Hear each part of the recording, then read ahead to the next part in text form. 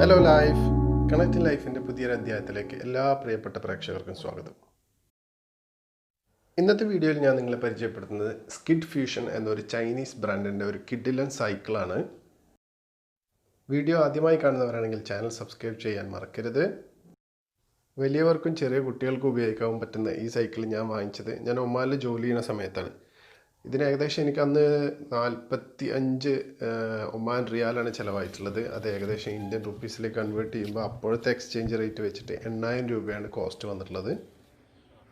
ഈ സൈക്കിളിൻ്റെ ഏറ്റവും വലിയ പ്രത്യേകതകളിൽ ഒന്ന്, ഇതിന് വെയിറ്റ് വളരെ കുറവാണ്. ഏകദേശം ഒരു 16 കിലോ വെയിറ്റാണ് ഇതിനുള്ളത്. അടുത്തതായിട്ട് എടുത്തു പറയേണ്ട ഒരു പ്രത്യേകതയാണ് ഈ സൈക്കിൾ ഫോൾഡ് ചെയ്യാൻ പറ്റുമെന്നുള്ളതാണ്. അങ്ങനെ ഫോൾഡ് ചെയ്യാൻ കഴിയുമെന്നത് ഒരു കാരണം കൊണ്ട് തന്നെയാണ് ഞാൻ ഈ സൈക്കിൾ ഇഷ്ടപ്പെട്ടതും അത് വാങ്ങിച്ചതും.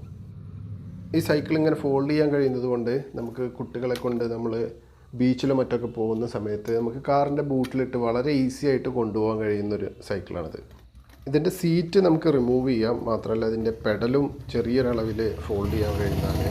അതുകൂടാതെ ഇതിൻ്റെ ഹാൻഡിൽ ബാർ ഇതുപോലെ ഫോൾഡ് ചെയ്യാൻ കഴിയുന്നതാണ്. അപ്പോൾ ഇത് ഫോൾഡ് ചെയ്ത് കഴിഞ്ഞാൽ വളരെ ചെറിയൊരു സ്പേസ് മതി. കാറിൻ്റെ ബൂട്ടിലൊക്കെ സ്റ്റോർ ചെയ്യാനായിട്ട് വളരെ കുറഞ്ഞ സ്പേസ് മതി. മാത്രമല്ല ഇതിൻ്റെ വെയിറ്റ് ഏകദേശം 16 kg ആണ് വരുന്നത്. അതുകൊണ്ട് തന്നെ വളരെ ഈസി ആയിട്ട് ഹാൻഡിൽ ചെയ്യാവുന്നതാണ്. ഞാൻ ഈ സൈക്കിൾ വാങ്ങിച്ചിട്ട് ഇപ്പോൾ ഏകദേശം 2 വർഷം കഴിഞ്ഞു. ഞാൻ ഒമാനിലെ മസ്കറ്റിലുള്ള ലുലു ഹൈപ്പർ മാർക്കറ്റിൽ നിന്നാണ് ഈ സൈക്കിൾ വാങ്ങിച്ചിട്ടുണ്ടായിരുന്നത്. അന്ന് ഈ സൈക്കിൾ നാട്ടിൽ സത്യം പറഞ്ഞാൽ ഞാൻ അന്വേഷിച്ചപ്പോൾ എനിക്ക് അങ്ങനെ ഒരു സൈക്കിൾ കിട്ടാത്തത് കൊണ്ടാണ് ഞാൻ ഈ ഒരു ഫോൾഡിങ് സൈക്കിൾ വാങ്ങിച്ചത്, അവിടുന്ന് കൊണ്ടുവന്നത്. ഇപ്പോൾ നമ്മുടെ നാട്ടിൽ ഒത്തിരി സൈക്കിൾ ഷോപ്പുകളൊക്കെ ഉള്ളതുകൊണ്ട് ഒരു പക്ഷേ ഈ നാട്ടിൽ അവൈലബിൾ ആയിരിക്കും എന്നാണ് എൻ്റെ വിശ്വാസം. അന്നത് കിട്ടാത്തതുകൊണ്ടാണ് ഞാൻ വെളിയിൽ നിന്ന് വാങ്ങിക്കൊണ്ട് വന്നത്. ഒരു ചൈനീസ് പ്രോഡക്റ്റ് ആണെങ്കിലും ശരി, ഇതിൻ്റെ ബിൽഡ് ക്വാളിറ്റി എല്ലാം വളരെ നന്നായിട്ടുണ്ടെന്നാണ് എനിക്ക് ഫീൽ ചെയ്തിട്ടുള്ളത്. ഈ സൈക്കിൾ വാങ്ങിച്ച സമയത്ത് അതിൻ്റെ കൂടെ കിട്ടിയിട്ടുള്ള മാനുവൽ വായിച്ച സമയത്ത് അതിനകത്ത് ഉണ്ടായിരുന്നത് 90 കിലോ വെയിറ്റ് വരെയുള്ള ആളുകൾക്കെല്ലാം റൈഡ് ചെയ്യാൻ പറ്റുന്നതാണ്.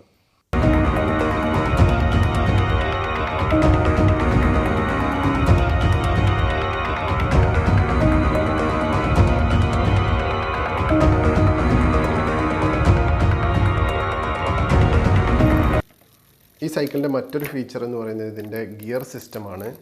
7 ഗിയർ മോഡുകളാണ് ഇതിനകത്തുള്ളത്.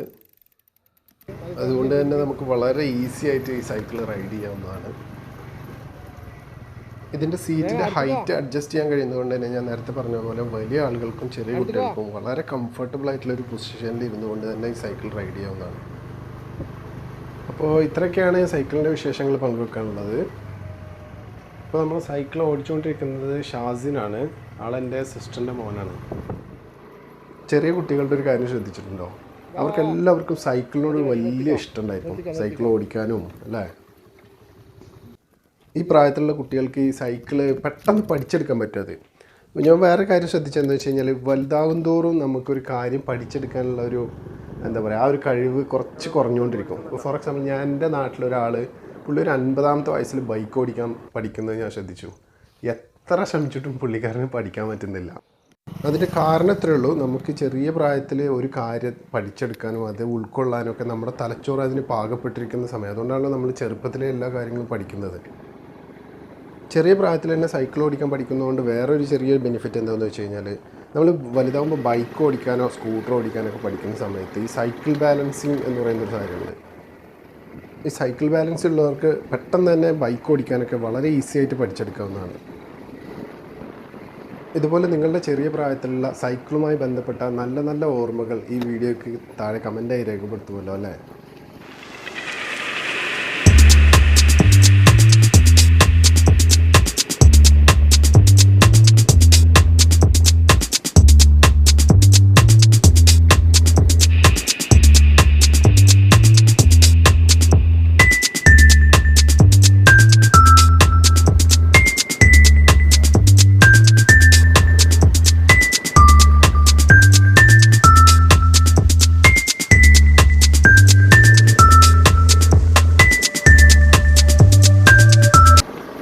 ഞാൻ സ്കൂളിൽ പഠിക്കുന്ന സമയത്ത് ഞങ്ങളുടെ നാട്ടിലൊരു സൈക്കിൾ റെൻറ്റിന് കൊടുക്കുന്നൊരു ഷോപ്പുണ്ടായിരുന്നു. അപ്പോൾ ആ ഷോപ്പിൽ സൈക്കിളിൽ റെൻറ്റ് കൊടുക്കുക മാത്രമല്ല സൈക്കിളിൽ ചെറിയ റിപ്പയറിങ് എല്ലാം നടക്കുന്നത് ഞങ്ങളുടെ നാട്ടിൽ ഒരേ ഒരു ഷോപ്പായിരുന്നത്. അപ്പോൾ സ്കൂളിൽ നിന്നൊക്കെ സ്കൂളൊക്കെ വിട്ട് കഴിഞ്ഞാൽ ആ ഷോപ്പിൽ പോയിട്ട് സൈക്കിൾ വാടകയ്ക്ക് എടുക്കുക. അന്ന് ഒരു മണിക്കൂറിന് 4 രൂപ, അരമണിക്കൂറിന് 2 രൂപ, അതൊക്കെയായിരുന്നു അന്നത്തെ റേറ്റ്. ഞാൻ സ്കൂളിൽ പഠിക്കുമ്പോൾ എനിക്കൊരു സൈക്കിൾ ഉണ്ടായിരുന്നു. അപ്പോൾ ആ സൈക്കിളിൻ്റെ ഒരു പ്രത്യേകത എന്താണെന്ന് വെച്ച് കഴിഞ്ഞാൽ നമ്മൾ പെഡൽ മുന്നോട്ട് ചവിട്ടുന്നത് പുറകിലേക്ക് ചവിട്ടിക്കഴിഞ്ഞാൽ അത് ബ്രേക്ക് ആയിരുന്നു. അത് വണ്ടി നിർത്താൻ വേണ്ടിയിട്ടുള്ള, സൈക്കിൾ നിർത്താൻ വേണ്ടിയിട്ടുള്ള ബ്രേക്കിംഗ് സിസ്റ്റമാണത്. അപ്പോൾ എൻ്റെ ഒരു ഫ്രണ്ടിന് ഒരിക്കൽ ഞാൻ സൈക്കിൾ കൊടുത്തു. അവൻ ഈ സംഭവം അറിയാതെ അവൻ പോയി ബ്രേക്ക് ഇല്ലാത്തത് കാരണം അവൻ നേരെ കൊണ്ടുപോയി ഇടിച്ച് വീണ് അവൻ്റെ കൈയൊക്കെ മുറിഞ്ഞത് ഇപ്പോഴും ഓർമ്മയുണ്ട്. ഇപ്പോൾ നമ്മുടെ മിക്കവരുടെയും വീട്ടിൽ മിനിമം ഒരു സ്കൂട്ടറെങ്കിലും ഉണ്ടാവും. അപ്പോൾ ലേഡീസ് എല്ലാം ഇത്ര സ്കൂട്ടർ ഓടിക്കാൻ പഠിക്കുന്നതിന് മുമ്പായിട്ട് ഒരു സൈക്കിൾ ബാലൻസിങ് കിട്ടാൻ വേണ്ടി സൈക്കിളൊന്ന് ഓടിച്ച് പഠിച്ചതിന് ശേഷം ഈ സ്കൂട്ടർ ഓടിക്കാൻ ശ്രമിക്കുകയാണെന്നുണ്ടെങ്കിൽ വളരെ പെട്ടെന്ന് പഠിക്കാൻ പറ്റും. ഇതുപോലെ സൈക്കിൾ ഈ പ്രായത്തിൽ ഓടിക്കാൻ പഠിപ്പിക്കുന്ന കൂടെ നമ്മുടെ റോഡുകളുടെ ഒരു ബേസിക് ട്രാഫിക് റൂൾസും മറ്റും പഠിപ്പിച്ചു കൊടുക്കുന്നതും വളരെ ഒരു നല്ല കാര്യമായിട്ട് എനിക്ക് തോന്നുന്നു. ഫോർ എക്സാമ്പിൾ റോഡ് ക്രോസ് ചെയ്യുമ്പോൾ ശ്രദ്ധിക്കേണ്ട കാര്യങ്ങൾ, സീബ്ര ലൈൻ്റെ ഇമ്പോർട്ടൻസ്, മാത്രമല്ല റോഡിലൂടെ നമ്മൾ നടന്നു പോകുമ്പോൾ റോഡിൻ്റെ വലതുവശം ചേർന്ന് നടക്കണം എന്നതിൻ്റെ കാര്യങ്ങൾ, അത്തരം കാര്യങ്ങളെല്ലാം പഠിപ്പിച്ചു കൊടുക്കുക എന്നത് വളരെ ഉപകാരപ്പെടുന്ന ഒരു കാര്യമായിരിക്കും.